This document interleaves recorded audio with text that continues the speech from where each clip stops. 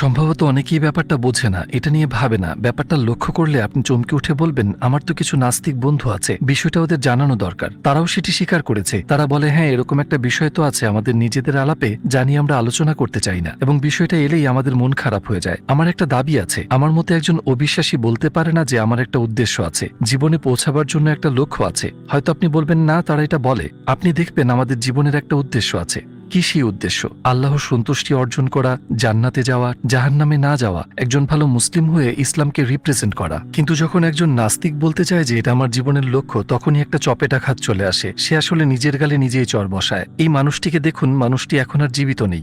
৯৭ বছর বয়সী দার্শনিকের দৃষ্টিতে মৃত্যু নামে তিনি একটি ভিডিও বানিয়েছিলেন। এই ছবিটা ভিডিও থেকেই নেয়া। উনি ভিডিওটা রেকর্ড করেছিলেন ৯৭ বছর বয়সে। তিনি একজন নাস্তিক দার্শনিক, কথা বলছেন তার জীবন নিয়ে, প্রশ্ন করছেন জীবন আর মৃত্যু নিয়ে। তবে কথা হচ্ছে, মৃত্যুর পর কি ঘটবে বলে বিশ্বাস করে নাস্তিকরা? তারা